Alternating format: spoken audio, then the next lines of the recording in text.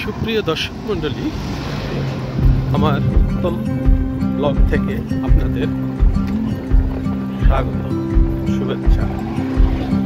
প্রতিদিনের ন্যায় ঘুম থেকে উঠে পরিষ্কার পরিচ্ছন্ন পরিপাটি হয়ে কাজের জন্য বের হয়ে যাওয়া। এরই মাঝে গতকাল আমার বন্ধু আরেক ভাই গবাদি পশু খামার আছে, সেই খামারে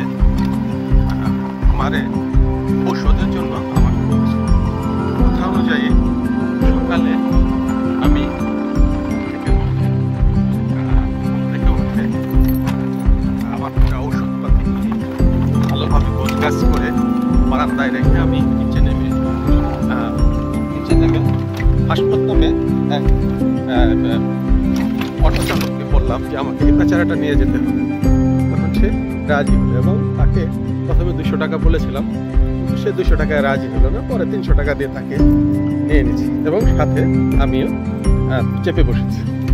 এবং আমাদের এখান থেকে দূরত্ব সম্ভবত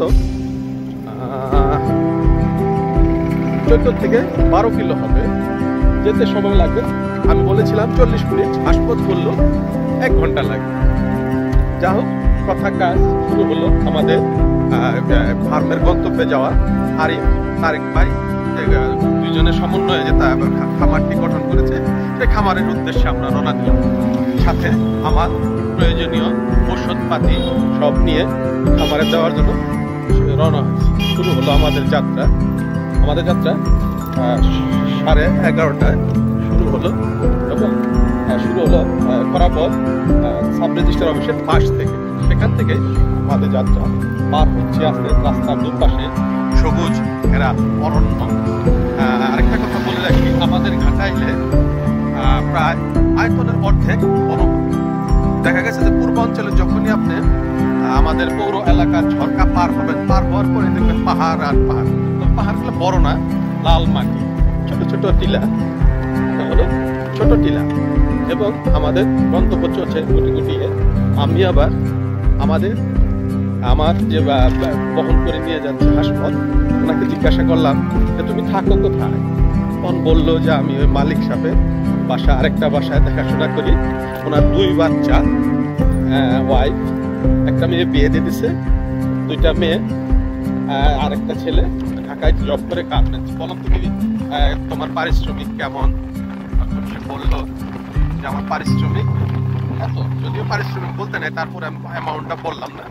পরে বললো এত ঠিকই তোমার চলে না, একটু কষ্ট হয়ে যায়, তবে ঈদের মধ্যে আমাকে বোনাস টোনাস দেয়, এটা বললো মালিক সাহেব। পরে আস্তে আস্তে আস্তে আস্তে ছুটে চলছে আমাদের এই যানবাহন, বেশ মজাদার। দুপাশে সবুজে ঘেরা, মাঝখান দিয়ে আমরা যাচ্ছি, বাতাস ঝিরিঝিরি, আবার হালকা রোদের ঝলকানিও আছে। শরতের রোদ যেটা মানে মানুষের শরীরে লাগে আর কি, তাই তো সেটা এখন আমরা যাচ্ছি।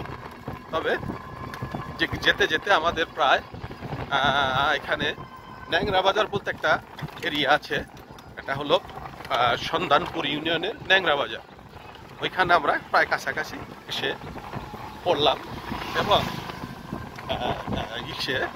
হাসমত ধীরে ধীরে চালাচ্ছে। কথা আমাকে বললো যে ভালো আছে, মানে ভালো চালাচ্ছে, বেশ আবহাওয়া। হাসমতে জিজ্ঞাসা করেছিলাম তুমি কি কখনো রসুলপুর ইউনিয়নে পেচারাটা গিয়েছ?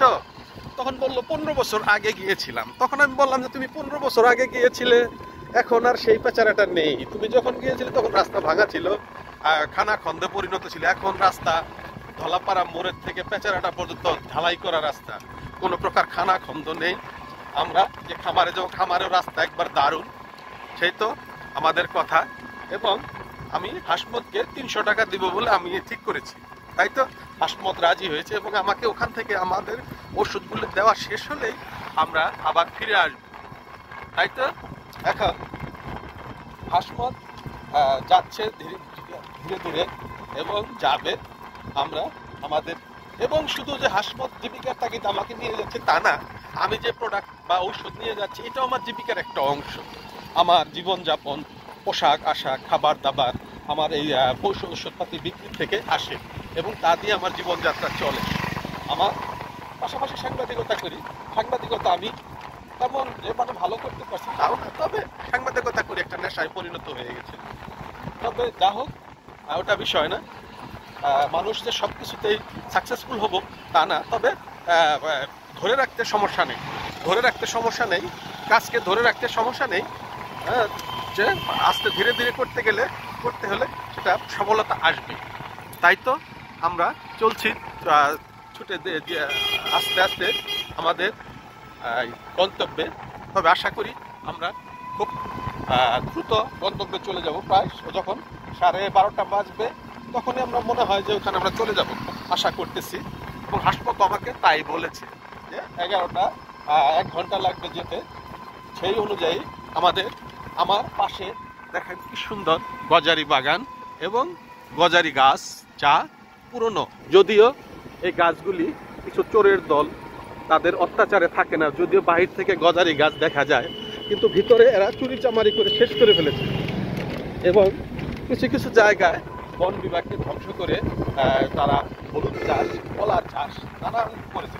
বনের শোভা হলো গাছ, প্রাকৃতিক সৌন্দর্য। আর আমাদের এই বন আমাদের জীবনযাপনে, আমাদের প্রাকৃতিক দুর্যোগকে করার জন্য, প্রতিরোধ করার জন্য বনের গাছ আর বন আমাদের গুরুত্বপূর্ণ একটা জিনিস। কিন্তু এই বিষয়টা অনেকেই বোঝে না।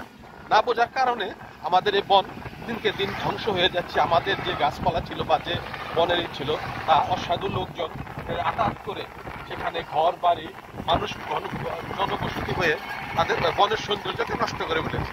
এবং অভয়ারণ্য নেই। দেখেন আমার এই চারপাশে বন আর বন, কিন্তু এর চাইতেও ঘন বন ছিল আমরা একটা সময় দেখতাম, কিন্তু বর্তমানে সে অবস্থা নেই। তাই তো এখন অল্প বনের মধ্যে মানুষ চেষ্টা করতেছে এর মধ্যেই কি করা। কিন্তু এর যে বনের গুরুত্ব যদি মানুষ বুঝতো, তাহলে এটাকে ধ্বংস করতো না, মানুষ রক্ষা করে এটাকে সুন্দরভাবে পরিচর্যা করতো। এবং এখান থেকে মানুষ আর্থিকভাবে লাভবান হতো, সেটা অন্যভাবে। এটা সরাসরি বনকে ধ্বংস করে না, বনকে বাঁচিয়ে রেখে মানুষ আর্থিকভাবে লাভবান হতে পারে, কিন্তু সেভাবে তাদের টেকনোলজি কাজ করে না, তাদের মাথায় ওইভাবে কাজ করে না। এর জন্যই মানুষের এত অধপতন। এবং দেখেন এই যে বনের ভিতরে বাড়ি ঘর, যেটা থাকার কথা না, এখানে গাছপালা থাকার কথা, কিন্তু মানুষ এটা বোঝে না। বুঝেই মানুষ বন কেটে হলুদ বাগান করে, কলা বাগান করে, মানে এটা দেখা যায় এগুলো বন ধ্বংসের দ্বার প্রান্তে কি করে দেয়। এবং একটা সময় এখানে গজারি বাগান ছিল, কিন্তু সেই গজারি বাগানকে ধ্বংস করে বিদেশি গাছ, ইউক্যালিপটাস, যদিও বর্তমান